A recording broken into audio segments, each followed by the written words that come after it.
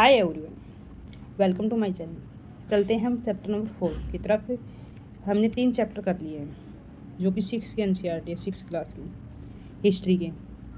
ठीक है, अब चलते हैं हम 4 नंबर चैप्टर की तरफ। क्या है, क्या बताती है किताबें और कब्रें और किताबों के बारे में अब हम पढ़ने वाले हैं।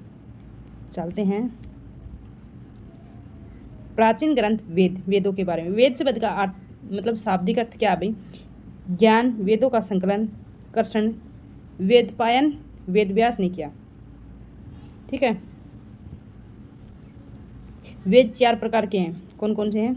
ऋग्वेद, सोमवेद, यजुर्वेद, अर्थवेद। ठीक है, इनमें से बारी बारी से देख लेते हैं भाई इन चारों वेदों को। मतलब ऋग्वेद में क्या सबसे पुराना वेद है, इसे क्या कहा गया, इसमें क्या मेंशन किया गया, मतलब देवताओं प्रकृति के बारे में जो मंत्र और उनकी स्तुति की जाती है वे हैं, की जाते हुए ऋग्वेद में आते हैं। सोमवेद में क्या देते हैं? संगीत से संबंधित है सोमवेद। इसमें जो ऋग्वेद के जो मंत्र हैं उनका गायन किया जाता है। और सबसे छोटा वेद कौन सा है? सोमवेद सबसे छोटा वेद है। इसी के साथ यजुर्वेद क्या है? इसमें यज्ञ और जो अनुष्ठान के कार्य किए जाते हैं, जैसे हवन वगैरह वाले यज्ञ अनुष्ठान वाले कार्य यजुर्वेद में किए जाते हैं। ये 2 प्रकार के होते हैं, मतलब कर्षण यजुर्वेद और शुक्ल यजुर्वेद। 2 भागों में बांटा जाता है इसे। किसको? कर्षण यजुर्वेद और मतलब शुक्ल यजुर्वेद। ये गद्य और पद्य दोनों में यूज किया जाता है। कौन सा? यजुर्वेद। ये एक ऐसा वेद है जो कि गद्य और पद्य दोनों में यूज किया जाता है, यजुर्वेद। अर्थवेद ये सबसे छोटा वेद है, सबसे लास्ट का वेद है। और नया वेद, सॉरी छोटा नहीं, सबसे लास्ट का है और नया वेद है। सबसे छोटा तो कौन है? शायद सोमवेद सबसे छोटा वेद है। ठीक है, इसमें क्या किया जाता है? चिकित्सा और जो जादू टोना किया जाता है ना, वो अर्थवेद में किया जाता है। ठीक है, इसी के साथ हम बारी बारी से इसमें पढ़ लेते हैं ऋग्वेद के बारे में। ऋग्वेद क्या है? यह सबसे पुराना वेद है। इसकी रचना 3500 साल पहले हुई थी। ठीक है, 3500 साल पहले हुई थी। ऋग्वेद में 1000 से ज़्यादा प्रार्थनाएं हैं, उन्हें सूक्त कहा जाता है। जो प्रार्थनाएं हैं 1000 से ज़्यादा, उन्हें क्या कहते हैं? सूक्त कहते हैं। कितनी है वे? 1028 प्रार्थनाएं हैं जिन्हें क्या कहा जाता है? सूक्त कहा जाता है। इसमें 10 मंडल हैं। कितने मंडल? 10 मंडल हैं। 1028 सूक्त हैं और 10,600 मंत्र हैं। ठीक है, कितने मंत्र? 10,600 मंत्र हैं। इसी के साथ जो ऋग्वेद की भाषा कैसी थी? प्राक संस्कृत थी और जो वैदिक संस्कृत थी। ये भी मतलब पुराने टाइम की जो संस्कृत थी उसको बताया गया है। प्राक संस्कृत और वैदिक संस्कृत थी। कौन सी थी? प्राक संस्कृत और वैदिक संस्कृत थी। इसमें 3 देवता हैं, अग्नि, इंद्र, सोम। अग्नि देवता, इंद्र देवता और सोम देवता, ये तीनों देवता इसके अंदर हैं। सोम मतलब पौधों से संबंधित। बुर्ज वृक्ष। 150 वर्ष पहले ऋग्वेद जो बुर्ज वृक्ष की छाल पर लिखा गया है, यह पांडुलिपि पुणे और महाराष्ट्र के एक पुस्तकालय में मतलब सुरक्षित है। मतलब जो बुर्ज नाम का पेड़ है उसकी छाल से बनाई जाती थी एक बुक, जैसे पेड़ को कट करके उसको बुक बना लिया करते थे उसके पत्ते की। वो 150 साल पहले के जो पेड़ है उसकी छाल से बनाई जाती थी। और यह पांडुलिपि पुणे में भी है, महाराष्ट्र के एक संग्रहालय में अभी भी सुरक्षित है, मतलब आज के टाइम में भी सुरक्षित रखी हुई है। कौन है? प्रार्थनाएं क्या थी भाई? प्रार्थनाएं के बारे में देखते हैं।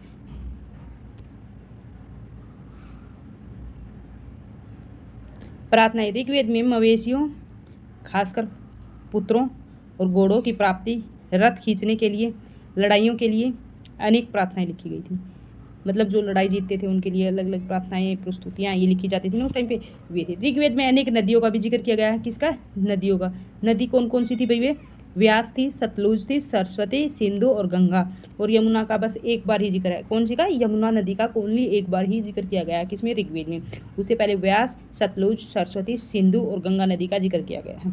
लोगों का जो वर्गीकरण है वो काम, भाषा और परिवार और समुदाय और उसके जो निवास स्थान और जो सांस्कृतिक परंपरा है उसके आधार पर किया गया है। लोगों के लिए शब्द, लोगों का वर्गीकरण काम, भाषा, परिवार और समुदाय और जो उसकी निवास स्थान और जो संस्कृति और उसकी जो परंपरा है उसके आधार पर किया गया है। इसी के साथ काम के आधार पर ऐसे 2 समूह थे समाज में। कौन कौन से समूह थे वे देखते हैं भाई। एक तो पुरोहित होते थे, एक राजा होते थे। पुरोहित जिन्हें कभी कभी ब्राह्मण कहा जाता था, यह यज्ञ और अनुष्ठान के कार्य करते थे। क्या? यज्ञ और हवन वगैरह करते थे। वो कौन थे? पुरोहित थे। राजा कौन से थे? यह आधुनिक समय जैसे नहीं थे। मतलब जो आज समय है वैसा समय में नहीं थे। ये न महल में रहते थे और न इनकी राजधानियों में, और न ही सेना रखते थे, और न ही वसूलने मतलब किसी से कर वगैरह वसूलते थे। और उनकी मृत्यु के बाद उसके बेटे अपने आप क्या है, शासक नहीं बनते थे। ठीक है, क्या नहीं बनते थे अपने आप, मतलब जो उनके जो राजा का पद था वो वंशानुगत नहीं था। ठीक है, उनकी मतलब पावर को देख के, सत्ता को देख के उसको राजा बनाया जाता था। जनता व पूरे समाज के लिए जन जिसका प्रयोग आज भी होता है, दूसरा शब्द था विष। जन जिसका प्रयोग आज भी होता है, दूसरा शब्द कौन सा था, विष, जिसका वेश्य शब्द निकला, विष से वेश्य निकला। जिन लोगों ने प्रार्थनाओं की रचना की वे खुद को आर्य कहते थे। जिन लोगों ने क्या प्रार्थनाओं की रचना की वो क्या है, खुद को आर्य कहते थे। वह विरोधियों को दास और दस्यु कहते थे। विरोधी थे जो, उनको दास कहते थे और दस्यु कहते थे, दास और दस्यु कहते थे। इसी साथ जो समाज मुख्य रूप से 4 वर्गों में बना हुआ था। कितने 4 वर्गों में बटा हुआ था। एक तो ब्राह्मण में जो यज्ञ अनुष्ठान करते थे, और एक व्यापारी था। ठीक है, ब्राह्मण यज्ञ अनुष्ठान करते थे, वैश्य थे वे व्यापारी थे, क्षत्रिय थे वे सेना रखते थे, शूद्र थे वे दास रखते थे। बस शूद्र दास, जो शूद्र थे वे दास वाले थे, और जो क्षत्रिय थे वे सेना रखते थे, और जो वैश्य थे व्यापारी थे, और ब्राह्मण क्या करते थे, यज्ञ अनुष्ठान करते थे। 4 वर्गों में समाज को बांट दिया गया था। इसी के साथ जो महापाषाण है उसके बारे में देख लेते हैं। महापाषाण 3000 साल पहले शुरू हुआ था। कभी 3000 साल पहले शुरू हुआ था महापाषाण। ये शिलाखंड महापाषाण, महा मतलब बड़ा, पाषाण मतलब पत्थर। ये पत्थर दफन करने की जगह पर लोगों द्वारा बड़े करीने से लगाए जाते थे, मतलब बड़े आराम से, मतलब जचा के लगाए जाते थे। ये प्रथा दक्कन, दक्षिण भारत, उत्तर पूर्वी भारत, कश्मीर में प्रचलित थी। मृतकों के साथ लोहे के औजार, हथियार, पत्थर और सोने के गहन, मतलब सोने के जो गहने होते थे वे, और जो घोड़े के कंकाल होते थे वे भी मिले हैं। महापाषाण कल 3000 साल पहले लोहे का प्रयोग आरंभ हुआ था। महापाषाण काल के अंदर जो लोहे का आरंभ हुआ था वो कब था, कल नहीं होगा भाई, ये काल होगा। ठीक है, 3000 साल पहले लोहे का आरंभ हुआ था। इनाम गांव के बारे में पूछ लेते हैं, इसमें भी कई बार क्वेश्चन बन जाते हैं। इनाम गांव एक छोटा सा गांव था जो कि 3600 से 2700 साल पहले भीमा की सहायक नदी घोड़ के किनारे एक जगह है, वहाँ पे ये गांव था। कितने, भीमा की जो सहायक नदी है घोड़ के किनारे था। यहाँ वयस्क लोगों को प्राय गड्ढे में सीधा लिटाकर दफनाया जाता था। कैसे, जो जवान लोग थे ना उनको सीधे गड्ढे में लिटाकर दफनाया जाता था। और उनका सिर किस साइड होता था भाई, उत्तर की साइड तो सिर होता था, उत्तर की साइड देखो, नॉर्थ की साइड सिर होता था। ठीक है, और उसके उत्तर की साइड सिर होता था।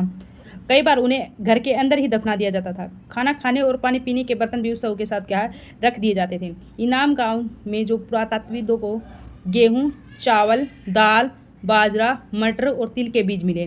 किसके, चावल के, गेहूं के, बाजरा के, और जो मटर और तिल के बीज क्या है वहाँ पे मिले हैं। जानवरों की हड्डियाँ भी मिली हैं, जैसे गाय की हड्डियाँ, बैल की, भैंस की, बकरी की, भेड़ की, कुत्ते की और घोड़े की। और हिरण, सूअर और जो चिड़ियाँ, कछुआ, केकड़ा आदि मछलियाँ, केकड़ा और जो मछलियाँ उनकी भी हड्डियाँ पाई गई हैं।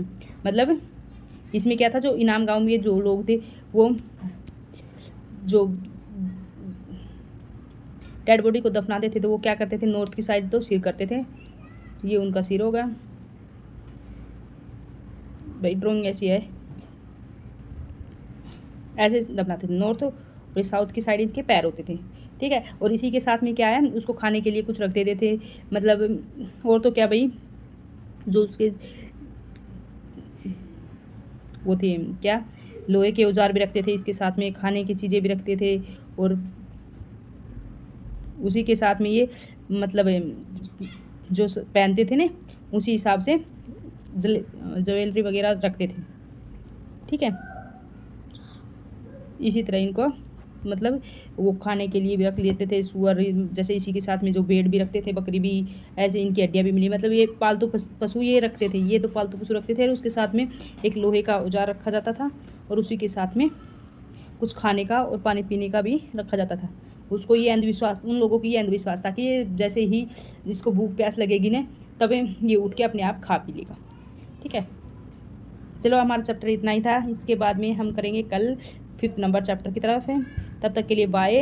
वीडियो अच्छी लगे तो लाइक शेयर एंड सब्सक्राइब जरूर कर लेना, बेल आइकन प्रेस कर लेना, ताकि जो आने वाली क्लासेज आपको मिल सके। ये क्लासेज हर एग्जाम के जो पॉइंट ऑफ व्यू से वेरी वेरी इंपॉर्टेंट है, क्योंकि जो एनसीईआरटी का जो बेस है वो क्लियर नहीं हो पाता ना, इसकी वजह से जो आगे की जो हिस्ट्री समझ में नहीं आएगी। Bye, take care.